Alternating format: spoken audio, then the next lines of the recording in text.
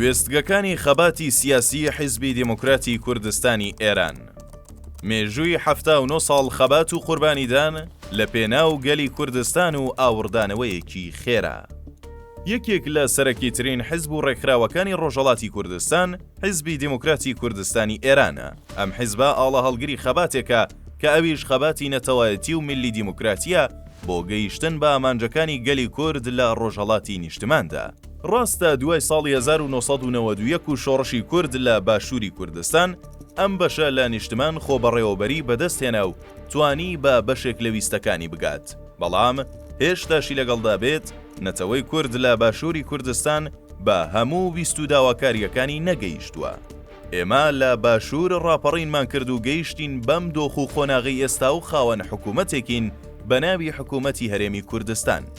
ئەم حکوومەتە سەرەڕای هەبوونی دەیان و سەدان گرفت و بەربەست هێشتا لەسەر ڕێگای گەیشتن و دابینکردنی ئامانجەکانی نەتەوەی کورد بەردەوامە و بووە بە پشتیوانێکی گەورەش بۆ پارچەکانی دیکەی کوردستان.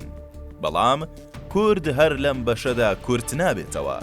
لە بەشەکانی دیکەی وڵاتیشدا کە لەلایەن دەوڵەتە داگیرکەر و فاشیستەکانەوە داگیرکراوە کورد هێشتاشی لەگەڵدا بێت خەریکی خەبات و قوربانیدانە لە پێناو گەیشتنی بە ماف و ئازادیەکانی. لە ڕۆژهەڵاتی کوردستانیش سەرەڕایبوونی دەسەڵاتێکی دیکتاتۆر، تۆتالیتار، ئیمپریال و چەوسێنەر و مافزەوتکەر لە قوربانیدان نەوەستاوە. هەستی نەتەوایەتی و گەیشتن بە ئاواتی لە مێژینەی کورد لە ڕۆژهەڵاتی کوردستان ئەوەندە پڕەنگە کە تا ئێستاشی لەگەڵدا بێ خەباتێکی نەبساوە و نەبراوە لەم بەشە هەیە و بەردەوامە. بێگومان هەر خەبات و بزوتنەوەیە کە ڕوو بدات و بەرەو پێش بڕوات پێویستی با ڕێبەریکردن و گەشەپێدان هەیە. گەشەپێدان و ڕێبەری بزوتنەوەکانیش پێویستیان با ڕێکخراوەکردن هەیە و دەبێت لە بەرامبەر دەسەڵات و دەوڵەتی زاڵدا حیزبیان گروپێکی دیار هەبێ کە بتوانێ و جوڵانەوانە ڕێبەری بکات. زیاتر لە نیو سەدەی ڕابردووش لە ڕۆژهەڵاتی کوردستان کە بە بەردەوامی بزوتنەوە و خۆپێشاندان و شۆڕش و ڕاپەڕین بوونی هەبووە، حیزبی دموکراتی کوردستانی ئێران ڕێبەری سەرەکی بزوتنەوەکان بووە. نمونەی هەرە بەرچاوی خەباتی ئەم حیزبە شۆڕشی ژینە یان ئەوەی پێی دەوترێت شۆڕشی ژنژیان ئازادی بوو لە ڕۆژهەڵاتی کوردستان کە بناغە و سیستەمی کۆماری ئیسلامی ئێرانی تووشی لەرزینێکی تا ئاستی ڕووخان کرد. لێرەدا بە پێویستی دەزانین کە بە بۆنەی 79مین ساڵ ڕۆژی دامەزرانی ئەم حیزبەوە ئاوڕێک لە خەبات و تێکۆشانی و قۆناغە گرنگەکانی ژیانی سیاسی حیزبی دموکرات بدەینەوە تاوەکو بزانین چۆن بەم ڕۆژە و بە ئێستا گەیشتووە. دامەزرانی حیزبی دموکراتی کوردستانی ئێران دەگەڕێتەوە بۆ ساڵی 1945 لە شاری مەهاباد. سەرەتا لەسەر بناغی کۆمەڵی ژیانەوەی کوردستان و لەسەر دەستی پێشەوا قازی محەممەد و کۆمەڵێک لە ئازادی خوازانی کورد لەو سەردەمەدا دامەزرا. ناوی یەکەمی ئەم حیزبەش حیزبی دموکراتی کوردستان بووە. دواتریش هەر لەسەر دەستی حیزبی دموکرات یەکەم کۆماری کوردی بە ناوی کۆماری کوردستان دامەزرا. حیزبی دموکرات هەر لە یەکەم ڕۆژەوە کە دەستی بە خەباتی سیاسی کرد خۆی بە نوێنەری هەموو چین و توێژەکانی خەڵکی ڕۆژهەڵاتی کوردستان زانی و ئەمەش بوو بە هۆکارێکی گرنگ تاوەکو ڕیشەیەکی قوڵ لە دڵی کۆمەڵگەی کوردستاندا داکوتێ. دامەزراندنی یەکەم کۆماری کوردی لەسەر دەستی حیزبی دموکرات. کۆماری کوردستان کە لەسەر دەستی حیزبی دموکرات لە ساڵی 1945 دامەزرا گرنگترین خاڵی وەرچەرخان بوو لە مێژووی خەباتی سیاسی کورد و مێژووی سیاسی حیزبی دموکراتی کوردستانی ئێراندا. ئەگەرچی تەمەنی ئەم کۆمارە ساوا بوو تەنها 11 مانگی خایاند، بەڵام ئەگەر لە ئاستی کوردستانی و ناوچەییدا سەرنجی بدەین بۆمان دەردەکەوێ لە دۆخ و کەشێکی سیاسی وەهادا کە دەوڵەت نەتەوە لەلایەن ڕەزاشا لە ئێران و کەمال ئاتاتورک لە تورکیا ڕاگەیەنرا بوو، کورد ببوو بە شەکری شیرین بۆ ناوچە تاڵەکەی ئەوان و توێنرابوویەوە. دامەزراندنی کۆماری کوردستان پێویستیەکی سەرەکی بوو بۆ کورد کە ببێتە خاوەن کیان و دەوڵەتی خۆی و لە بەرامبەر داگیرکاری تواندنەوە تاڵان و سەرکوتی دەوڵەتەکانی زاڵ و نەتەوەکانی سەردەستی دەوروبەری خۆی بێتە دەنگ. ڕووخانی کۆماری کوردستان و دووبارە سەرهەڵدانەوەی خەباتی دموکرات. کۆماری کوردستان دوای 11 مانگ دەوڵەتداری بە هۆکاری کۆمەڵێک فاکتی سیاسی کە ناکرێ بە کورتی لێرەدا ئاماژەی پێ بکەین کەوتە دۆخێکی نەخوازراوەوە و شای ئەو سەردەمی ئێران هێرشی کردە سەر مەهاباد و پێشەوا قازی لە سێدارەدا. حزبی دیموکرات ئەو کات لەگەڵ یەکێک لە حیزبە سەرەکیەکانی ئێران کە ناوی حیزبی توودە بوو پەیوەندی هەبوو. دوای چەند مانگێکیش ساواک واتە ڕێکخراوی یاساییش و ئەمنی ئێران لە ڕژێمیشە نفوزی خستە ناو ڕێکخستنی حیزبی توودەوە و بە سەدان کەسی لە ئەندامان لایەنگران و ئەوانەی پەیوەندیان بۆ حیزبەوە هەبوو دەستگیر کرد. بەڵام لە بەرامبەردا کادیرێکی لاو تێگەیشتووی حیزبی دیموکرات بە ناوی دکتۆر عەبدوڕەحمان قاسملوو بە ژیری خۆی حیزبی دیموکراتی لە حیزبی توودە دوور خستەوە. ڕێکخستنی دووبارەی بۆ حیزبی دیموکرات لە ڕۆژهەڵاتی کوردستان کرد و چالاکیەکانی دەست پێ کردەوە. بزوتنەوەی 46-47 دوای ئەوەی کە ڕێکخستنەکانی حیزبی دیموکرات لە ڕۆژهەڵاتی کوردستان تا ڕادەیە گشتگیر بوو و کاریگەری خۆی دروست کرد، بزوتنەوەیەکی چەکدارانە دژی حەمەڕەزاشای پەهلەوی بۆ ماوەی 18 مانگ سەری هەڵدا. سەرەتا ساڵی 1967 دەستی پێکرد و ناوەڕاستی ساڵی 1968 کۆتایی پێهات.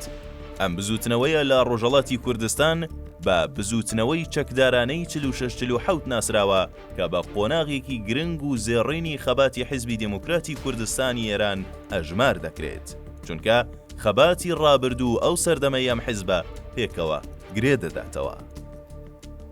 داڕشتنەوەی قەوارەی حیزب و دانانی پەیڕەو ساڵی 1970 دکتۆر عەبدوڕەحمان قاسملوو لە ئەوروپاوە گەڕایەوە کوردستان. مەبەستی دکتۆر قاسملوو لە گەڕانەوەی بوژاندنەوە و زەبەخشینێکی دیکە بوو بە ڕێکخستنی حیزب و لە کۆنفرانسی سێهەمی کۆنگرەی سێهەمی حیزبی دیموکراتدا پەیڕەوێکی ناوخۆی بۆ حیزبی دیموکرات دەستنیشان کرد. دانانی پەیڕەو بۆ حیزبی دیموکرات وای کرد کە ئەم حیزبە وەکو حیزبێکی مۆدێرن و پێشکەوتوو لە کۆمەڵگەی نێودەوڵەتی و جیهانیدا دەرکەوێت. شۆڕشی گەلانی ئێران، قوربانیدانی خەڵکی کوردستان و تیرۆری ڕێبەرانی حیزبی دیموکرات. شۆڕشی گەلانی ئێران لە ساڵی 1970دا دژی ڕژێمی شاکرا. حیزبی کۆماری ئیسلامی بە سەرۆکایەتی خومەینی شۆڕشەکەیان لە گەلانی ئێران دزی و خۆیان بەسەر ئەو وڵاتە فرەنەتەوەیەدا سەپاند. دوای شۆڕش کورد لە ڕۆژهەڵاتی کوردستان مافەکانی خۆی پێنەدرا. حیزبی دیموکرات دوای 32 ساڵ خەباتی شاراوە و نهێنی و دەربەدەری لە کۆبوونەوەیەکی 100,000 کەسیدا لە مەهاباد خەباتی ئاشکرای خۆی ڕاگەیاندەوە. دوای ڕوخانی سیستەمی پاشایەتی لە ئێران، ڕۆژهەڵاتی کوردستان یەکەم جار بوو کە تامی ئازادی و کراوەی سیاسی دەچێشت. بەڵام حیزبی دیموکرات ئاشنا نەبوو بە سیاسەتەکانی خومەینی و ڕژێمە دیکتاتۆرەکەی. حیزبی دیموکرات لەسەر بنەمایەکی دیموکراتیانە هەوڵی وتوێژ و دیالۆگی لەگەڵ خومەینی دەدا تاوەکو مافەکانی گەلی کورد لەو بەشەی نیشتماندا بەدەست بێنێ.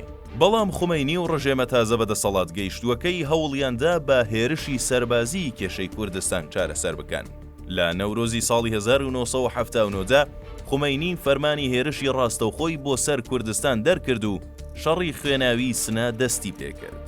دوای قوربانیدانێکی زۆر لەلایەن خەڵکی ڕۆژهەڵاتی کوردستان و پێشمەرگەکانی حیزبی دیموکراتەوە، ئەو حیزبە دوای خەباتێکی زۆر لە سەردەمی ڕژێمی پاشایەتیدا بە تەواوەتی بوو بە دوژمنی کۆماری ئیسلامی ئێرانیش. هەموو هەوڵ و گۆڕینێکی لە سیستەمی دەسەڵاتداری کۆماری ئیسلامیدا ئیدانە کرد و خەباتی خۆی گواستە دەرەوەی ڕۆژهەڵاتی کوردستان. بنکەی مەکتەبی سیاسی و حیزبە بۆ ماوەی چەند ساڵ لە چیای قەندیل بوو.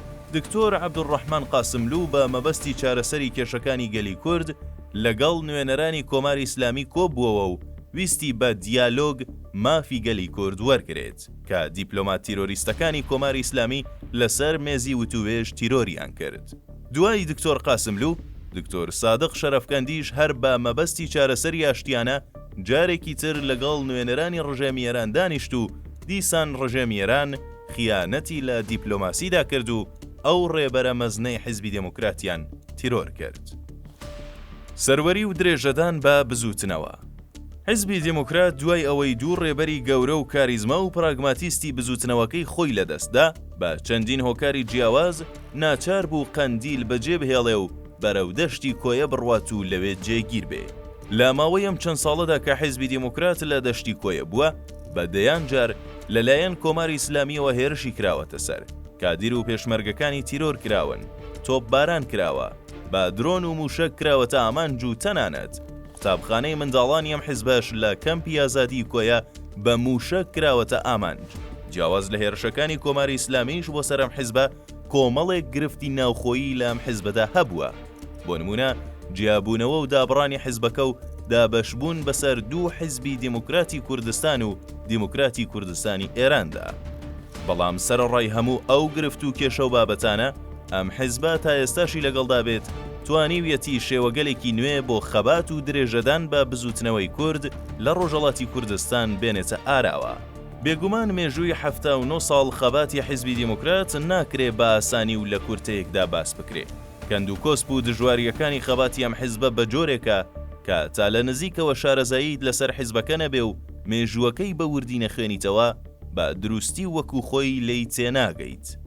بەڵام هەر ئەوەندە بەسە بۆ کۆتایی هێنان بەم باسە کە بزانین خەباتی حیزبی دیموکرات دوای 79 ساڵ هێشتاش بەردەوامە و ڕیشەیەم حیزبە لە ناو دڵی خەڵکی کوردستانە و کچان و کوڕانیە و بەشەی نیشتمان شانازی بە دیموکرات بوونەوە دەکەن.